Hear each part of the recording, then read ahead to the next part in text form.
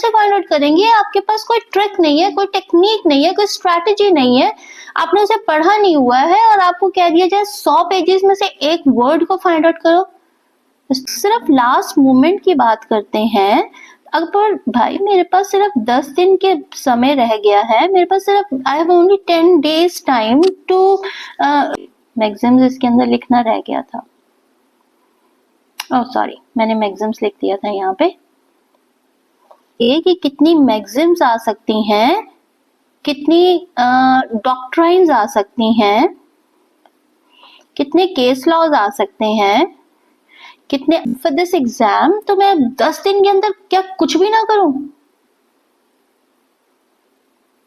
मेरे पास समय नहीं था, पहले मेरे पास बिल्कुल समय नहीं था, मैं बिजी था या व्हाटसोएवर, मेरे आपको हेल्प हो सकती है। बट अगर कोई क्वेश्चन आपके सामने आया, आपने बेयर एक्ट को नहीं पढ़ा हुआ, आपको यही पता नहीं चलेगा कि मैं कौन सा बेयर एक्ट उठाऊं।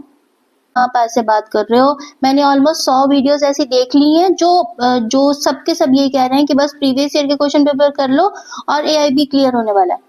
इतना बड़ा बेयर एक्ट है, अगर फॉर एग्जांपल 100 पेजेस का एक बेयर एक्ट है, वो बेयर एक्ट अगर आपके सामने और आपको कह दिया जाए कि इस पूरे बेयर एक्ट के अंदर से एक वर्ड या एक लाइन को सर्च करो, वो कहाँ पे है, हाउ इज दैट पॉसिबल? सिर्फ 10 दिन रह गए हैं और एआईबी का एग्जाम आने वाला है। मैं सिर्फ प्रीवियस ईयर के क्वेश्चन पेपर ही करने वाला हूँ और अब आप मुझे ये बता दो कि मेरा एआईबी एग्जाम क्लियर होगा कि नहीं होगा। नहीं बेटा, मुझे ऐसा लगता है कि सिर्फ प्रीवियस ईयर के क्वेश्चन पेपर कर लेने से ही एआईबी का एग्जाम क्लियर नहीं होगा। मैडम क्यों आप ऐसे बात कर रहे हो? मैंने ऑलमोस्ट 100 वीडियोस ऐसी देख ली हैं जो सबके सब ये कह रहे हैं कि बस प्रीवियस ईयर के क्वेश्चन पेपर कर लो और एआईबी क्लियर होने वाला है। आज मैं आपसे इसी चीज को डिस्कस करने वाली हूँ। क्या इसमें कुछ सच्चाई है कि सिर्फ प्रीवियस ईयर के क्वेश्चन पेपर कर लेने मात्र से ही आप पास हो जाने वाले हैं, एआईबी का एग्जाम आपका क्लियर होने वाला है? ये एक मिथ है या ये एक ट्रुथ है? Solving previous year question papers is the key to success for AIB exam. Is that a myth or the truth? इसमें कुछ सच्चाई है भी, क्योंकि हमारे दिमाग में तो ये भर दिया गया है कि भैया सिर्फ प्रीवियस ईयर के क्वेश्चन पेपर कर लो और आपका एआईबी का एग्जाम क्लियर होने वाला है। आज इसी चीज को डिस्कस करने वाले हैं कि क्या ये सभी लोगों के ऊपर अप्लाई होने वाला है ये कॉन्सेप्ट। मेरे साथ लास्ट तक बने रहो, क्योंकि एक बहुत इंपॉर्टेंट टॉपिक को आज हम डिस्कस करने वाले हैं, क्योंकि ये एक बहुत इंपॉर्टेंट रोल प्ले करता है जब हम एआईबी के एग्जाम के लिए अपने आप को प्रिपेयर करने लगते हैं। क्योंकि बहुत सारे बच्चे ऐसे हैं जो ये सोचते हैं सिर्फ लास्ट मोमेंट पर ही तैयारी करेंगे।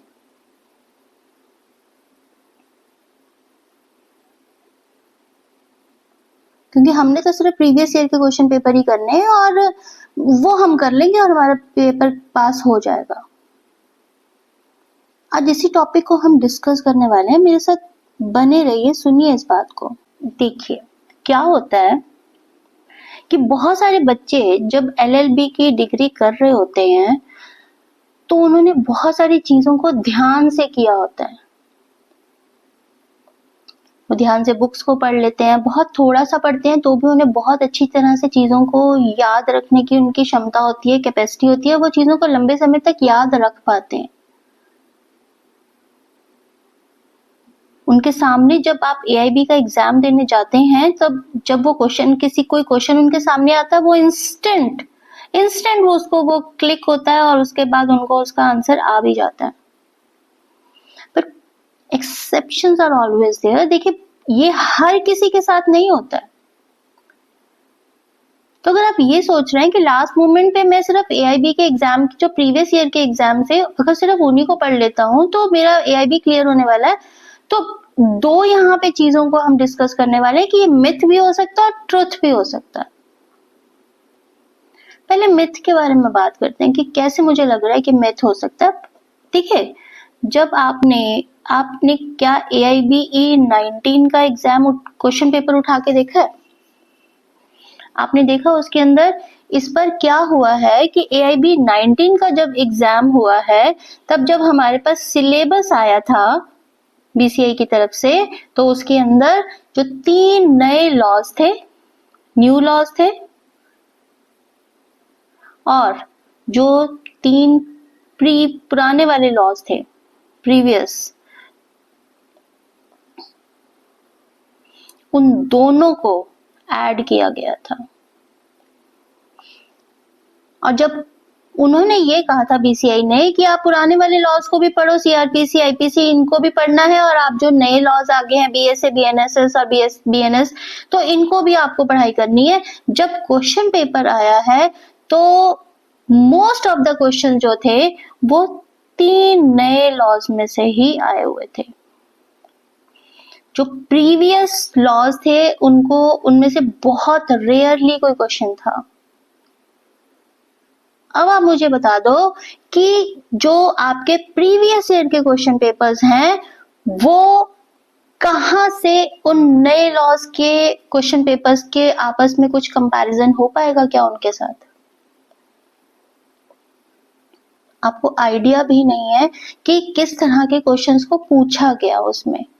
और प्रीवियस ईयर के जो क्वेश्चंस पेपर थे अप टू AIBE 18 तक, वो उसके अंदर ऐसा कुछ भी नहीं था, अप टू AIBE 18 तक।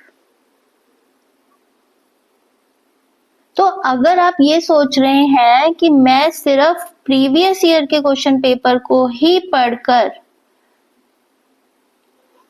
AIB का एग्जाम क्लियर करने वाला हूं, तो डियर मेक श्योर इतना आसान इस बार भी नहीं होगा। अगर आप AIBE 20 की बात करने वाले हैं तो इस बार भी इतना इजी नहीं रहेगा। तो आपको देखो थोड़ा सा कॉन्शियस इसके अंदर रहना ही पड़ेगा, थोड़ा सा। पिछले वर्षों के प्रश्न पत्र हल करना AIB की तैयारी में महत्वपूर्ण योगदान देगा, लेकिन अकेले यह संपूर्ण सफलता की गारंटी नहीं होगी। एक संतुलित दृष्टिकोण अपनाएं जिसमें विषयगत गहन अध्ययन, मॉक टेस्ट, स्पष्टता, नियमित रिवीजन भी शामिल होंगे, तभी आप AIB परीक्षा में आत्मविश्वास के साथ बैठकर सफल परिणाम प्राप्त कर सकते हैं। जब तक आपके पास गहन अध्ययन, प्रॉपरली, थॉरली, अगर आपने बेयर एक्ट को पढ़ाई नहीं की हुई है, आपके लिए उस पर्टिकुलर बेयर एक्ट के अंदर से क्वेश्चंस को फाइंड आउट करना बहुत ज्यादा डिफिकल्ट रह सकता है। प्रीवियस ईयर के जो क्वेश्चन पेपर्स हैं, जितना मेरा मानना है कि जो प्रीवियस ईयर के क्वेश्चन पेपर हैं वो आपको सिर्फ पैटर्न,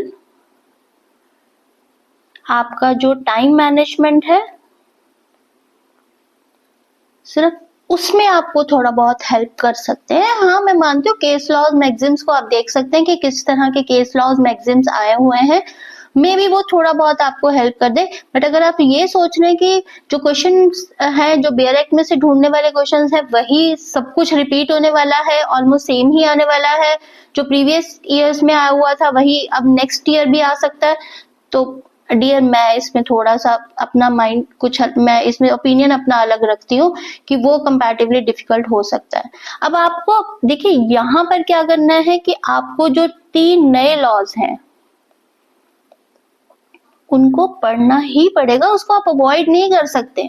जैसे मैंने आप एक वीडियो बनाई थी उसके अंदर मैंने ये डिस्कस किया था आपसे कि जब AIB 19 का एग्जाम आया है तो उसके अंदर से उन्होंने पर्टिकुलरली मेरे अंदाज से एक वर्ड ही था, सिर्फ उन्होंने एक वर्ड, एक सेक्शन को देके पूछ लिया था कि कहां पर ये पर्टिकुलर वर्ड प्रीवियस ईयर के लॉज में रिपील हो गया है और नए लॉज में वो एड ऑन हो गया है या वो रिपील हो गया, उसको एक बार आप क्रॉस चेक करिएगा। एग्जैक्ट मुझे पता नहीं क्या था, बट पर्टिकुलर वर्ड के बारे में उन्होंने पूछा हुआ था।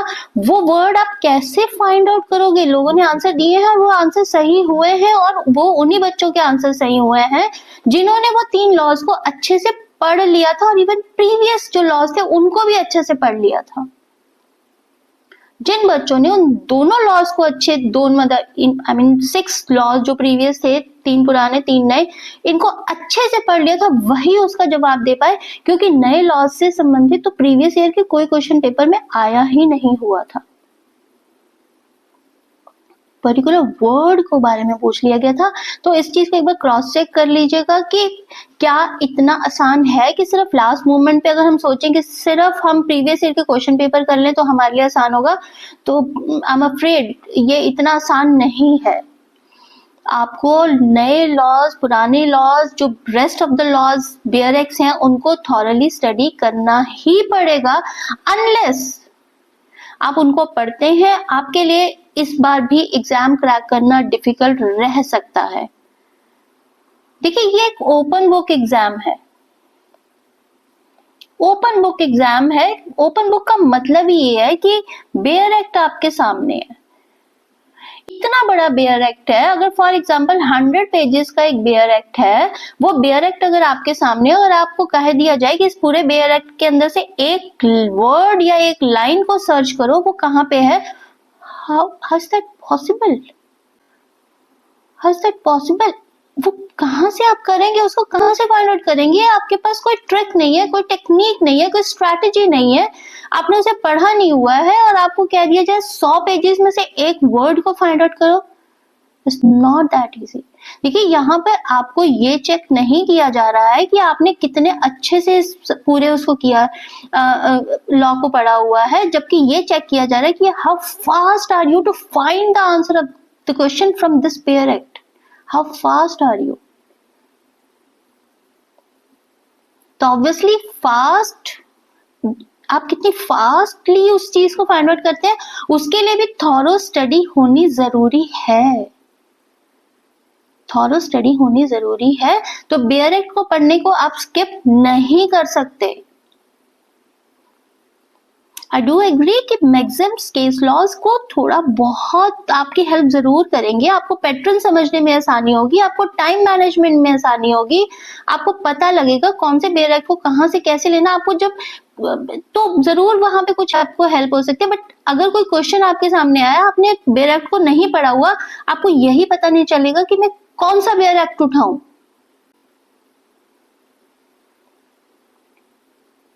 माय डियर फ्रेंड्स, इस चीज को समझिए कि सिर्फ ये एक मिथ की तरह हो सकता है कि लास्ट मोमेंट पे सिर्फ आपको क्वेश्चन पेपर उठाने हैं और आपका पेपर क्लियर हो जाएगा। ये मेरा पर्सनल ओपिनियन है, पर इसमें आपको अपना खुद का एक माइंड अप्लाई करना ही पड़ेगा कि क्या आप भी इसे एक मिथ की तरह ले सकते हैं। क्या आप मेरी बात से एग्री कर रहे हैं? तो थॉरली स्टडी करना आपके लिए इम्पोर्टेंट रहेगा, ऐसा मेरा मानना है, क्योंकि अभी you have ample of time. This is only April and may be अगर हम ए बी 19 की तरह बात करें तो हो सकता है ए बी 20 भी हमारा दिसंबर तक हो। जो AIB 20 है, हो सकता है वो भी दिसंबर तक हो।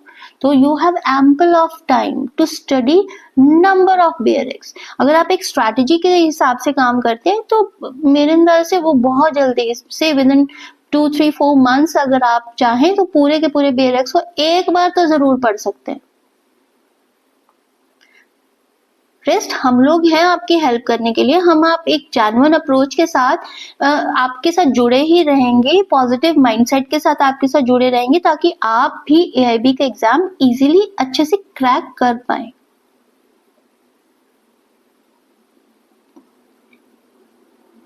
अब जो दूसरी अप्रोच थी कि क्या ये ट्रुथ है, तो देखिए, अब इसको भी एक पॉजिटिव एटीट्यूड के साथ अगर लिया जाए तो मेरे अंदर से ये एक ट्रुथ भी, एक ट्रू ओपिनियन भी हो सकता है।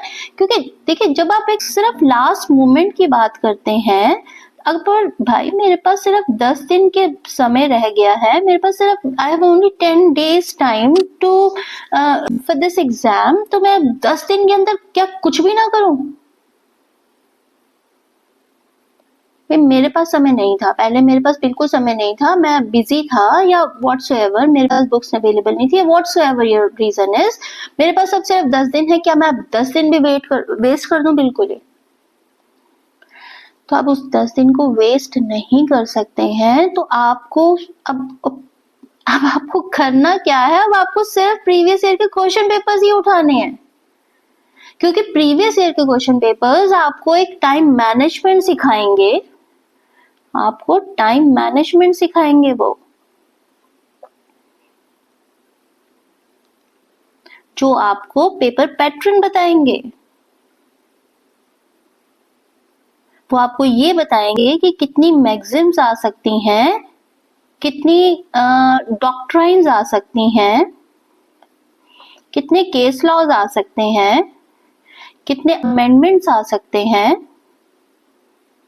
कितने रिट से संबंधित क्वेश्चंस आ सकते हैं और कितने पर्टिकुलर क्वेश्चन आंसर्स आएंगे जो बेयर एक्ट में से ढूंढने होंगे।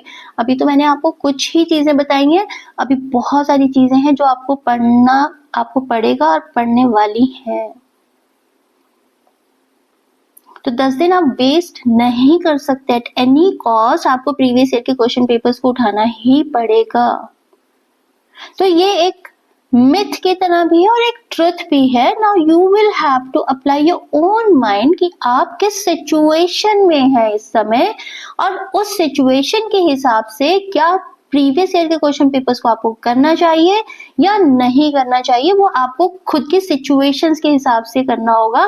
पर मेरा ऐसा मानना है कि थॉरली बेयर एक्ट को स्टडी करिए, plus paper pattern, time management को सीखने के लिए आप साइमल्टेनियसली प्रीवियस ईयर के क्वेश्चन पेपर्स को भी देखते रहिए, जिससे आपको बहुत ज्यादा बेनिफिट सर्टेनली होगा।